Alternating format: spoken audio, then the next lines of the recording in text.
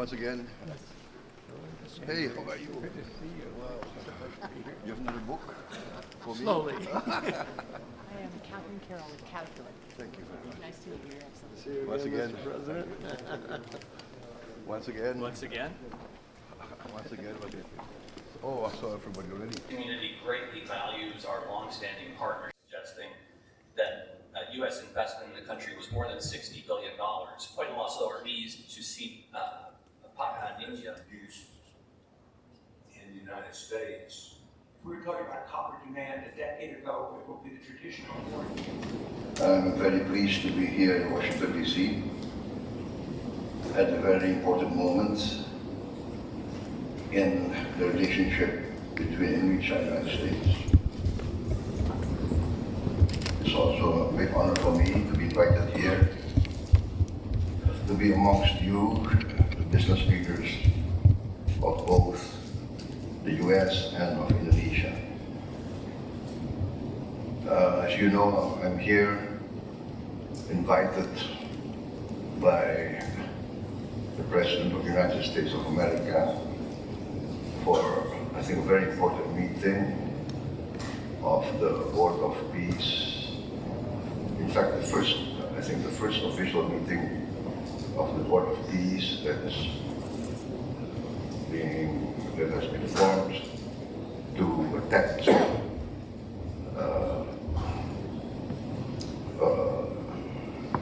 an implementation and the continuation of the ceasefire in Gaza, and we are attempting to continue to forge a path towards a real and lasting solution of the Palestinian issue. Also, I'm here to conclude a major trade agreement between our two countries. I think an agreement that carries out real significance for businesses, investors between our two countries and in the greater region of the Pacific. It sets a clear signal that Indonesia and the United States are choosing continuing and deeper economic cooperation, stronger market access, and greater certainty for business. For business leaders, certainty matters. Before I went to politics, I was also in business. That's why I think I can understand the business community with more empathy, I hope. We are looking for serious long-term partners who will work together with us, grow our economy together, and profit with each other, providing benefits to each other.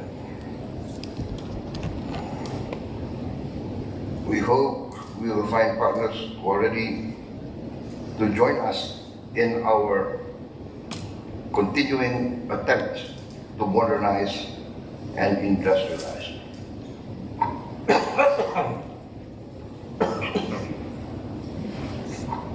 Sorry.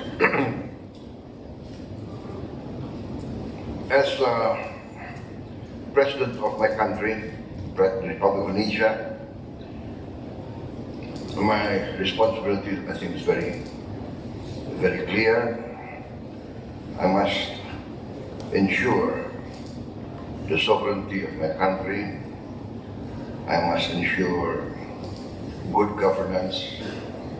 I must ensure stability and peace.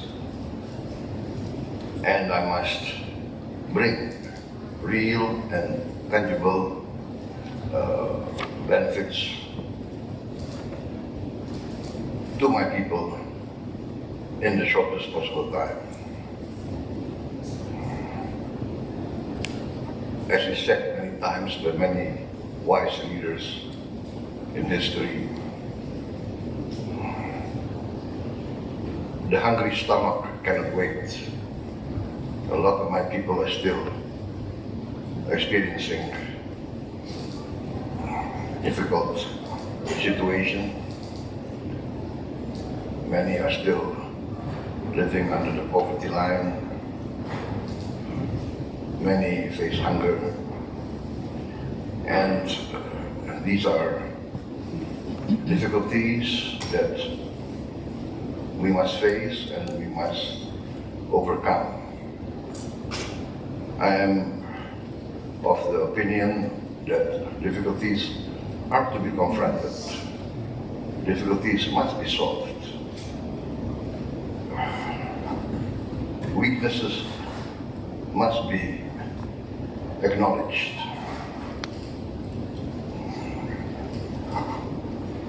We understand that only with stability, good governance, can there be a climate that is attractive to foreign investors. No one wants to invest in a situation or an atmosphere of uncertainty, instability, or even chaos.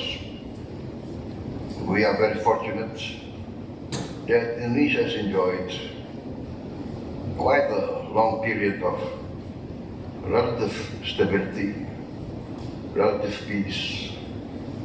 We continue our foreign policy of non-alignment, of respecting all great powers. I announced my determination when I took office of carrying out a policy of the good neighbor. The good neighbor policy, I am determined to foster and enhance the best of relationship between all the neighbors surrounding Indonesia,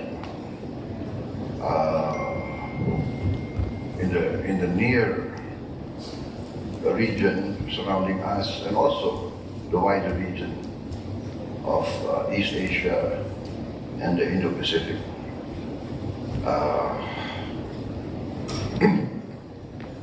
I hold to the policy of 1,000 friends too few and one enemy too many, not only in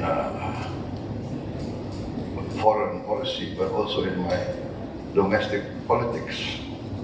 I learned that cooperation, collaboration, compromise will in the end prove more beneficial and profitable to all sides. Competition is necessary, but after competition must come cooperation. This is my conviction, and I think history teaches us that countries at the level of development like Indonesia must forge compromise, cooperation and collaboration amongst the elite of our country. We have to have competition, but we must also have collaboration and cooperation for the sake of the greater good. In such a situation, I'm convinced that a climate of stability, a climate of confidence will encourage investment. Most important, I'm convinced of the importance of the rule of law, of good governance. The fundamentals of our economy are strong.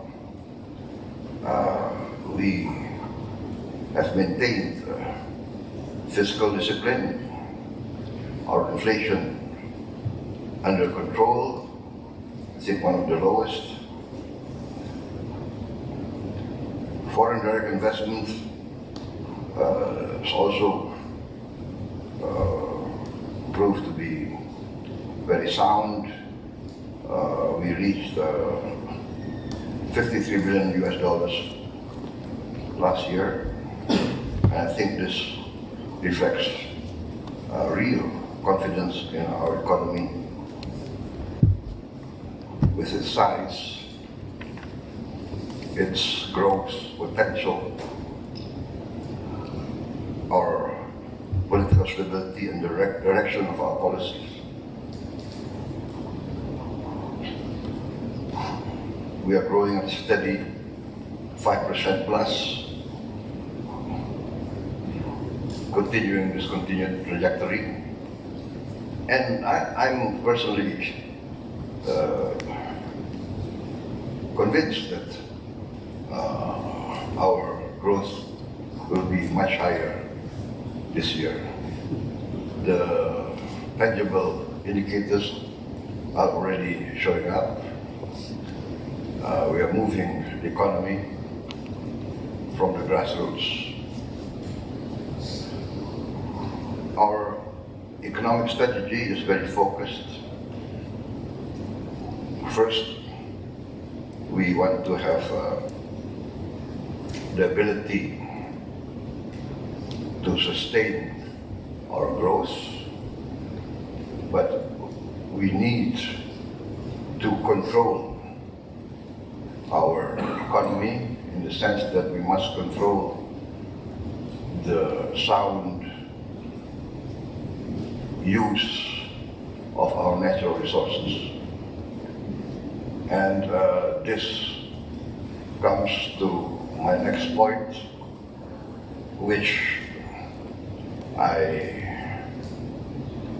always like to discuss openly. We have weaknesses. We have problems of good governance.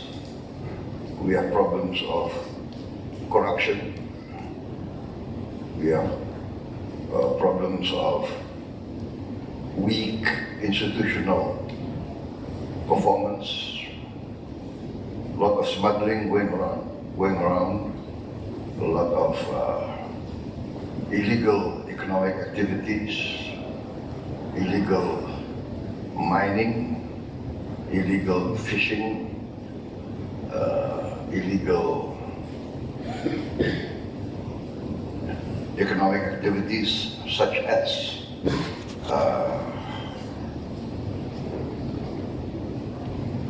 corporations maintaining plantations in protected forests.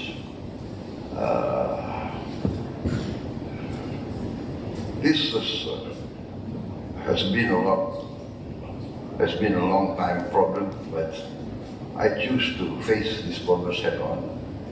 I do not want to surrender the sovereignty of the Indonesian government to these illegal cartels that perpetuate the loss of income, the loss of revenue that is due to the government and the people of Indonesia. We calculate the loss due to weak governance and mismanagement of our economy to be tremendous. In my first few months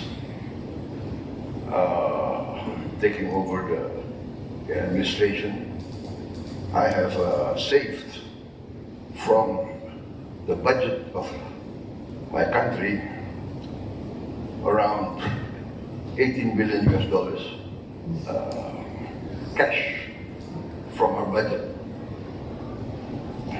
The savings come from inefficiency, projects that are not productive. Maybe it could be similar to what was attempted, or what it has been attempted here in the United States also with, is that DOGE, Department of Government Efficiency. But I must say that I started first a few months before, and I feel I was successful. I feel empowered. I think I'm one of the few presidents of Indonesia that in the first 3 months of the administration, I saved $18 billion in cash. Things that I cancelled.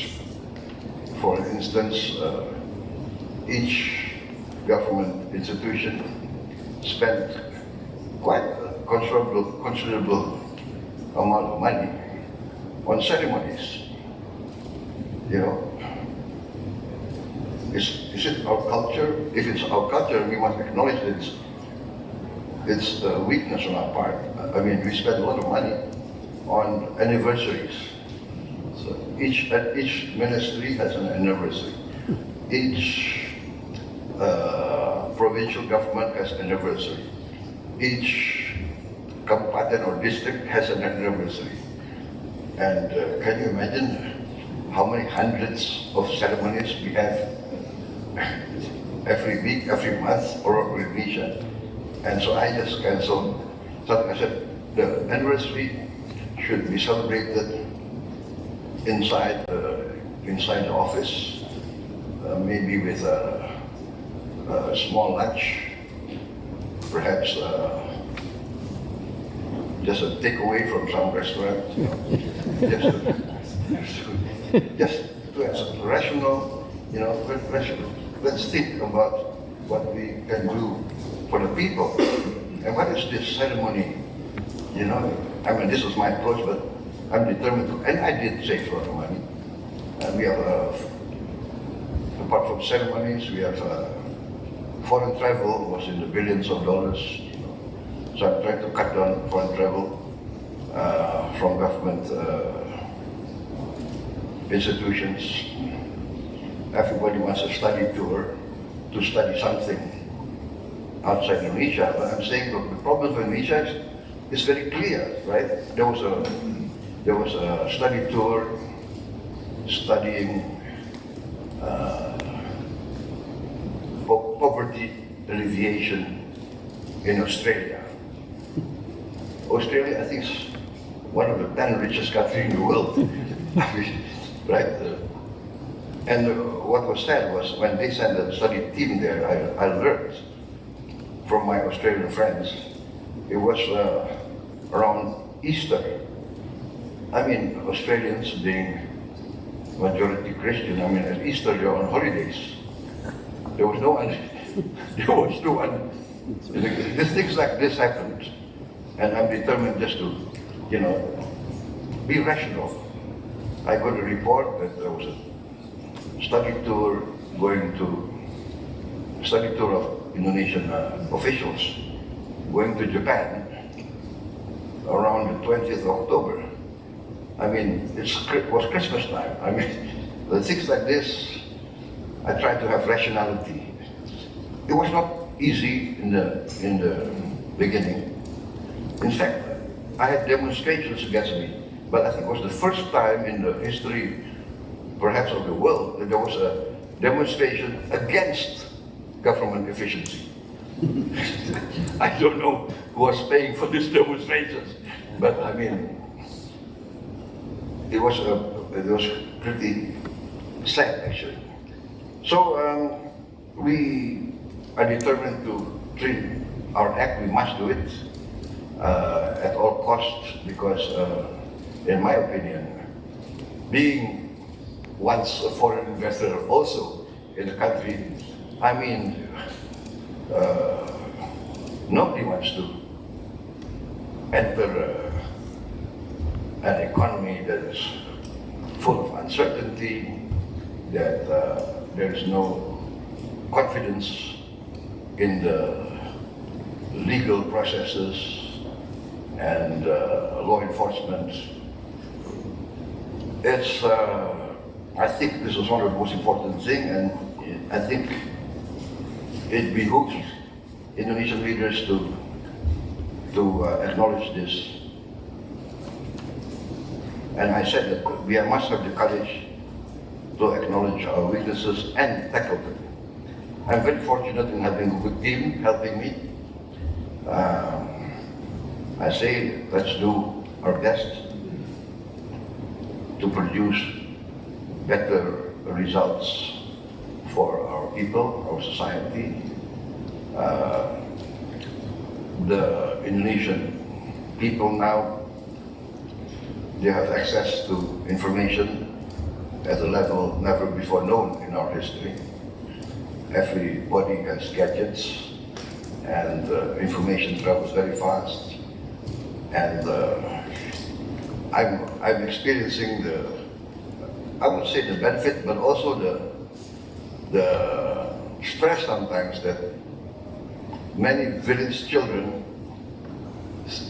speak directly to me on their TikTok or on their sending messages directly to the President. Mr. President, we don't have a bridge over our river here. We have to be wet every day going to school. And this comes direct to me, right? So I have to be very quick in our reaction, because they must feel that their government, they must feel that the central government, their president, will listen to them, will react. And it was heartwarming. I got messages from headmaster of a very isolated school in Papua, who said they received for the first time. I sent them, I'm providing a digital platform, smart interactive screen in every classroom of every school in Indonesia. And we delivered by the end of December 2025, we delivered 288,000 more than 280,000 screens. So that is nearly all the schools of Indonesia.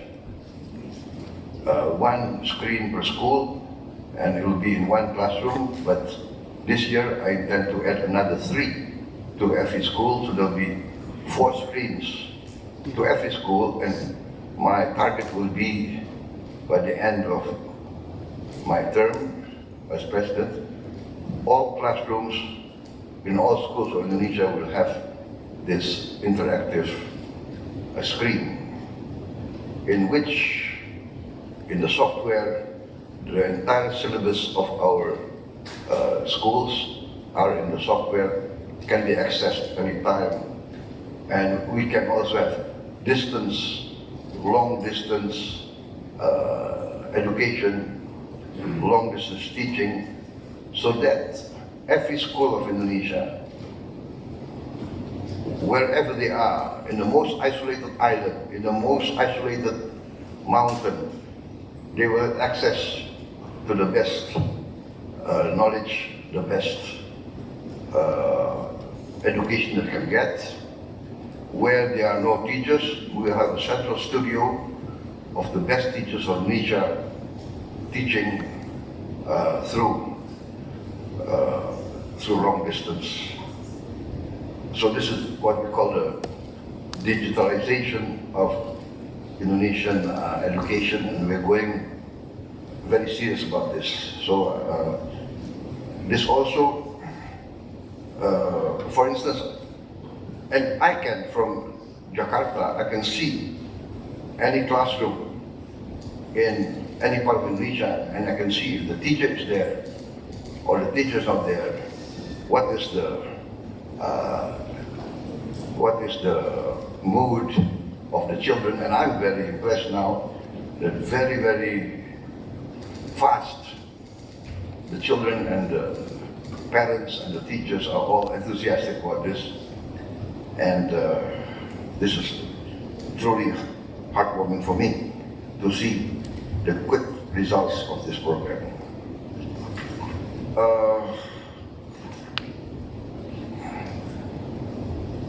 To continue,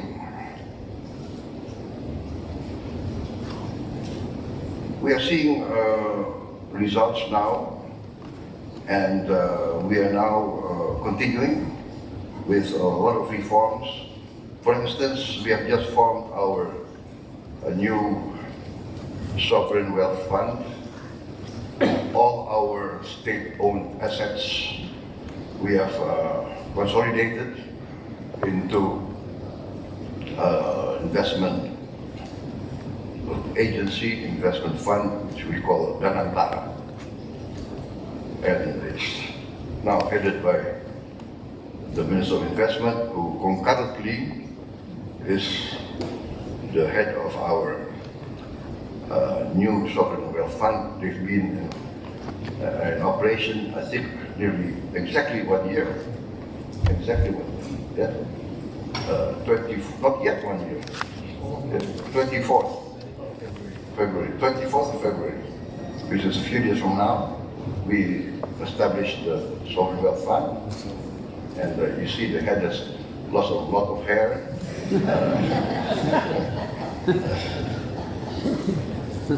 Actually, do you know the secret about this?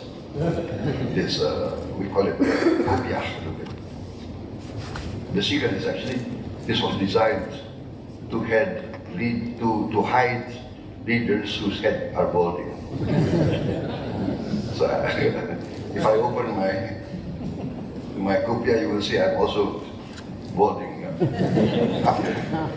Just after 1 year in office.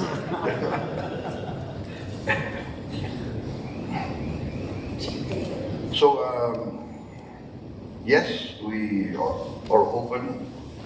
We need investment. We want more investment. And we are confident that we are competitive. We are attractive. We have a lot of minerals that are necessary for new technologies. I think we are strong in critical minerals. I think I just got a report. I think we have one of the largest rare earth reserves in the world.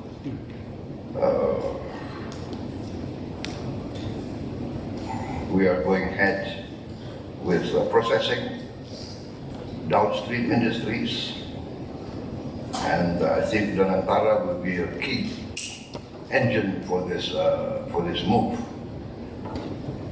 For instance, we have just initiated 18 new projects, downstream processing. This year, 18 projects, plus another $3 billion worth of waste to energy processing plants, which is very crucial for us to take care of our waste management. So we are moving very fast in all of these sectors, and I think for American companies, Indonesia will not just be an attractive market, but also we hope that it will be used as a production base, and that Indonesia can be viewed as a good strategic partner for the region. Our scale is very significant, our demographics are strong, and we renew our commitment to openness. We have a long way to go. Infrastructure must be improved, logistics must be improved to cut down costs. We need more efficient ports, harbors, airports, highways. We want to go the digital path that can improve efficiency. We are working very hard to reduce costs, strengthen connectivity, and ensure supply chains operating through Indonesia that will be reliable. Energy transition is also part of our long-term strategy. We are committed to renewables, electric vehicles, green industries, but our approach is very pragmatic. We will go at a speed that is adjusted to our capacity. We pursue projects that must be economically sound, that must be bankable and capable of delivering long-term returns. Ladies and gentlemen, I've carried out large projects that are designed to address the reality of a lot of our children facing hunger, malnutrition. I have carried out a free meal program, which basically I copied or I learned from the experience of the American experience and the European experience. I understand in most American schools, in most European schools, there's been free meal program for many, many years. And I understand that this is actually a real part of the democratization process. Real democracy can be felt or can benefit all society most directly through education and through health services. This is why I learned what I learned, and I'm convinced that this is correct. As you know, my election as President of the United States of the Republic of Indonesia has been a long journey. I took part in 5 attempts, 2004, 2009, 2014, 2019, and the 5th was 2024, so 4 defeats, but final success. What I learned from these 4 defeats, I learned during my campaigns. I traveled the country, I visited the villages, and frankly I was shocked when I saw a lot of children in the villages were very small. I asked their age, and children who I thought were 4, 5, 6 years old, they told me their age was 10, 11, 12. And then I learned that 25% of our children are experiencing stunting growth. So their brain cells are not to the optimum, their bone cells, their muscle cells. So they will be completely weak when they grow up. physically also. So I was thinking that there must be a way. We cannot accept this. And then I saw also the gap between the very rich at the top, and most of my people are still experiencing poverty. And this made me even more determined to have policies that can immediately alleviate these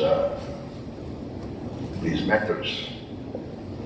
And I did this with determination, and I used the savings that we made from inefficient, unproductive, and frankly, misuse of our government money, government funds, the budget that, very frankly, I would say,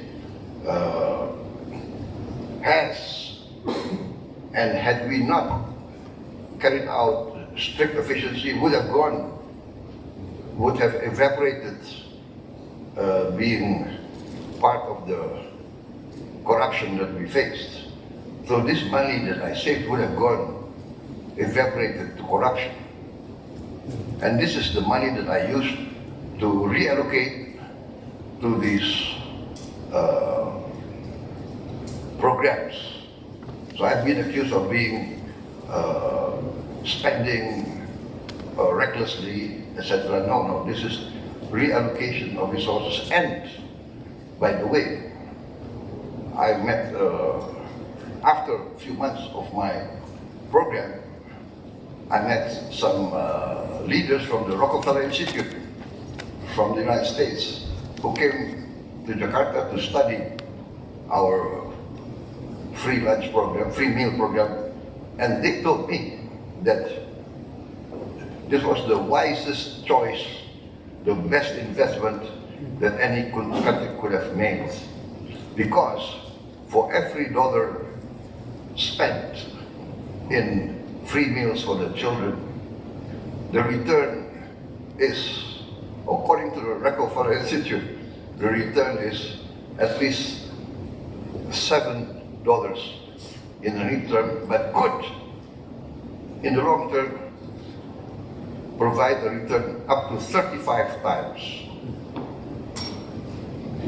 That's they say that they have done the research for many countries through many years, and this is the result. So I think we are now experiencing this.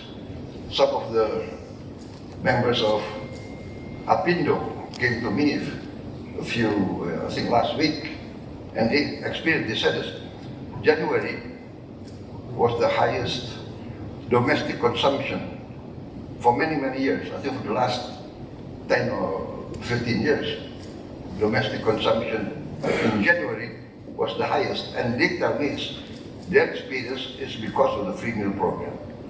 Free meal program, we have now already 23,000 kitchens, each kitchen employing 50 people in the village. Mothers who never had any income now have income. They're working 3 or 4 shifts to provide food, but also this creates demand. Now each kitchen, each village has a need for eggs, for chicken, for vegetables, for tomatoes, etc. So another 10, 15 farmers have guaranteed offtake.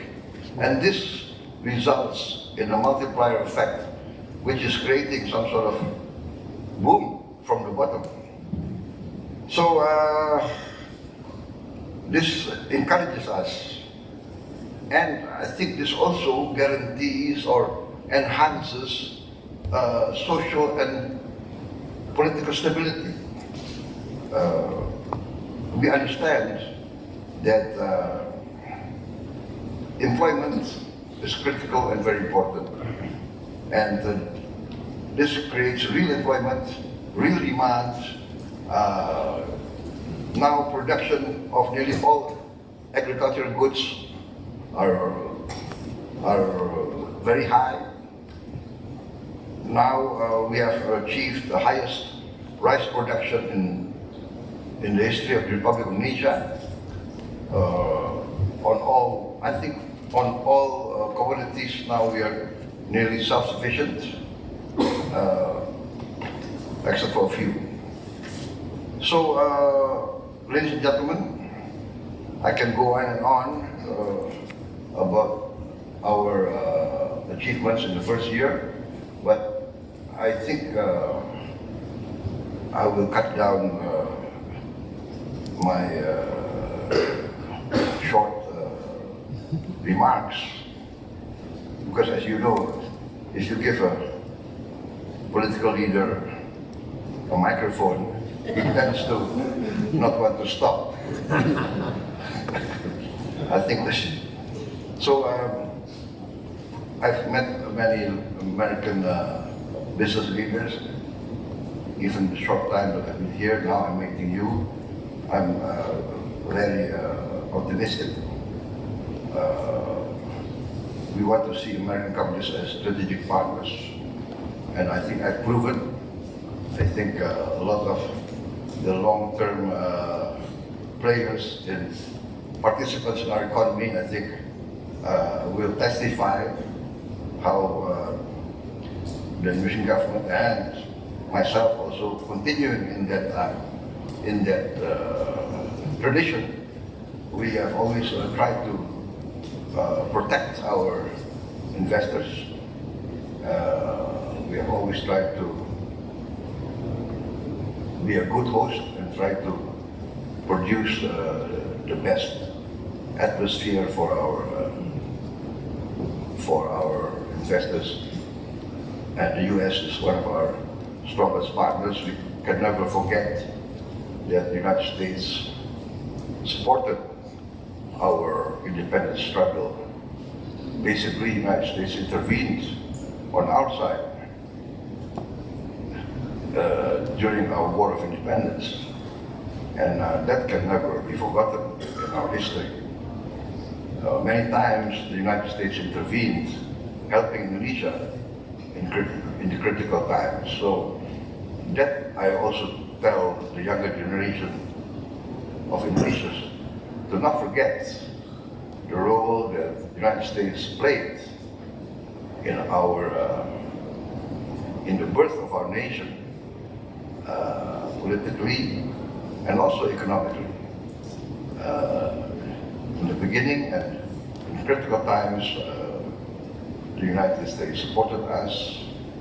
In the 60s, when we had agriculture collapse because of the turmoil that was happening not only in Indonesia but all over Southeast Asia.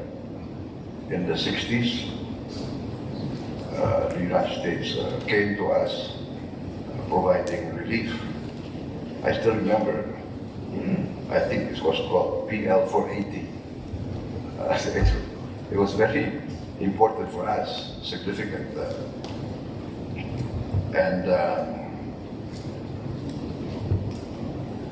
So we hope for a stronger American presence in our economy. And I want to assure you that we are working very hard to, basically for our interest, for the interest of our people. The Indonesian people demand a good governance, demand a clean government. This is my position. Pemerintah yang bersih dan adil, a government that is clean and will create, promote, and defend justice and the rule of law. Ladies and gentlemen, I think that concludes my remarks.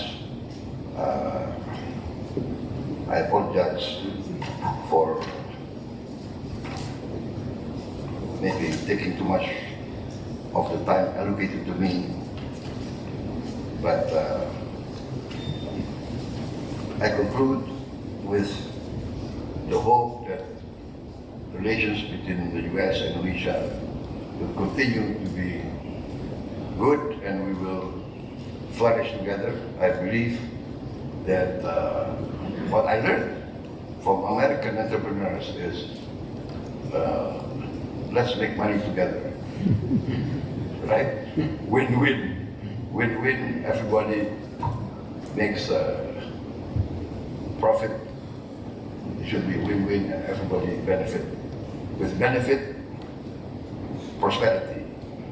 That's the lesson I learned from history.